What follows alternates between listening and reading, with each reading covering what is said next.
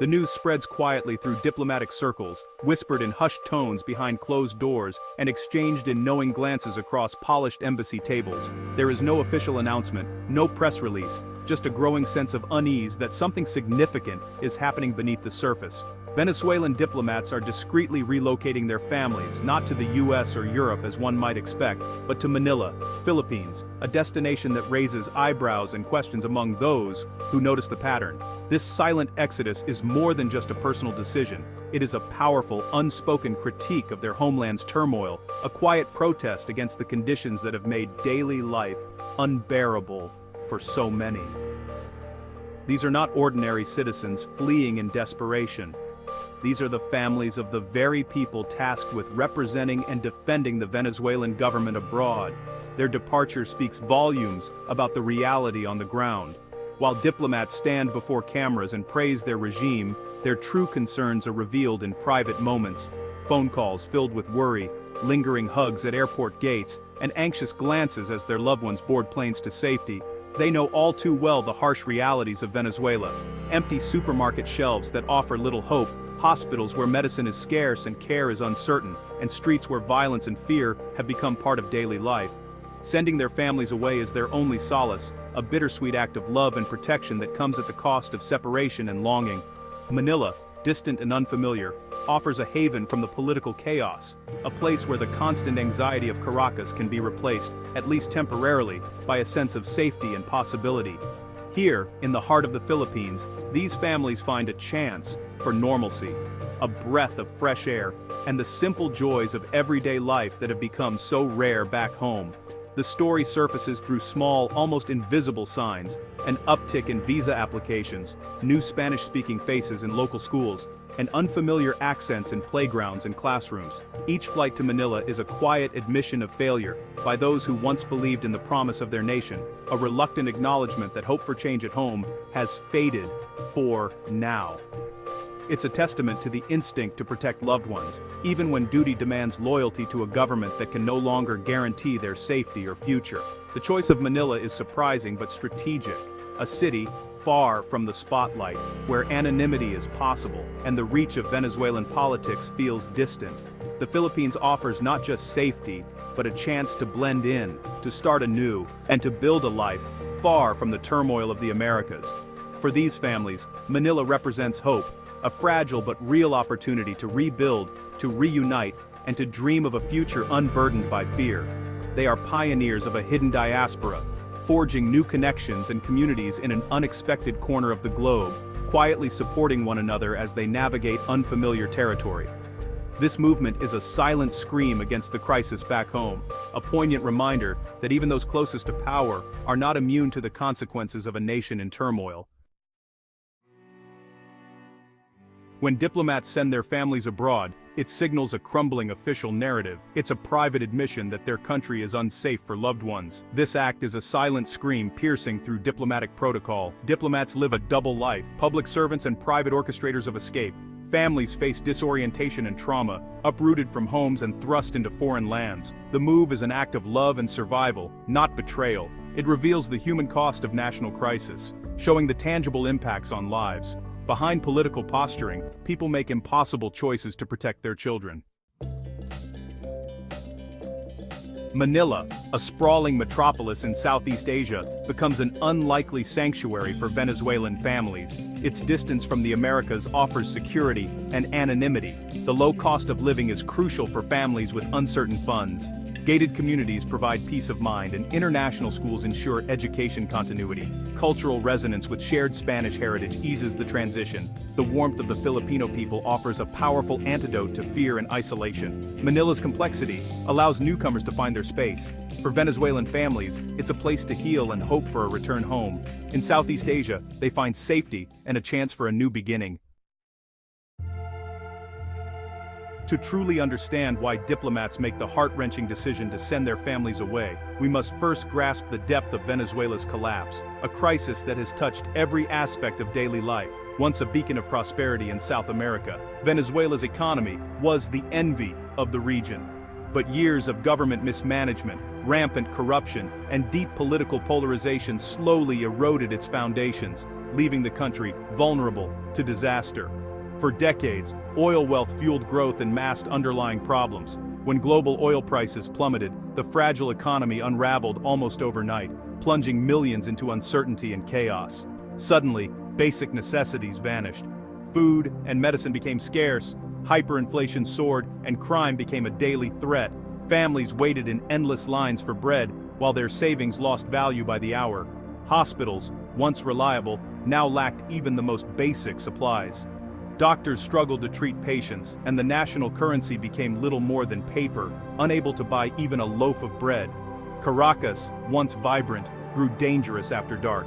Kidnappings, robberies, and violence surged, leaving families in constant fear for their safety. The government, overwhelmed and often indifferent, failed to protect its citizens. The social contract was shattered, and trust in institutions evaporated. For families like Ricardo's, these weren't just headlines. They were daily realities. Every decision became a matter of survival. The choice to send loved ones away was agonizing, but it was ultimately an act of preservation, a desperate attempt to shield children from hunger, violence, and despair. Abroad, children could finally experience a sense of normalcy, playing in safe parks, attending school, and dreaming of a future free from fear. The fear of violence and deprivation drove countless families to seek safety and stability in distant lands, even as their hearts remained in Venezuela. This was never about politics or protest. For most, it was a deeply personal, painful choice, one made out of love and necessity. In the end, it was about survival, resilience, and the enduring hope for a better future, wherever that future might be found. Ricardo, a dedicated diplomat serving his country, and Elena, a passionate architect, built their lives together in the vibrant yet troubled city of Caracas. Their days were once filled with hope and ambition, but the city's growing instability cast a long shadow over their dreams. As Venezuela's crisis deepened, their lives became a daily struggle. Elena spent hours searching for basic groceries, often returning home empty-handed, while Ricardo watched his hard-earned salary lose value overnight. Every trip to the market was a gamble, and every meal was a small victory. The breaking point came when their young son, Mateo, was struck by a sudden high fever. The fear in their eyes was unmistakable as they cared for him, knowing that even simple medicine was now a luxury. Desperate, they scoured pharmacies for fever medicine only to find empty shelves and anxious faces everywhere. The realization hit hard. They could no longer guarantee their son's safety or health in their homeland. The decision to send Elena and Mateo away was agonizing.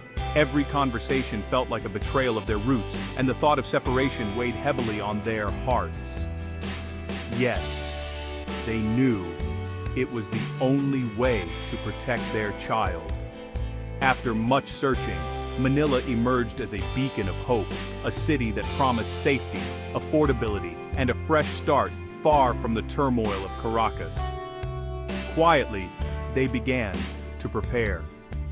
Packing was done in secret, each item chosen with care, each moment tinged with sadness and fear of the unknown. It felt like a covert mission, a race against time to save their family. Elena packed cherished belongings, photos, keepsakes, reminders of home. At the airport, tears flowed freely as Ricardo hugged his family tightly, promising that this separation was only temporary, and that one day, they would be reunited.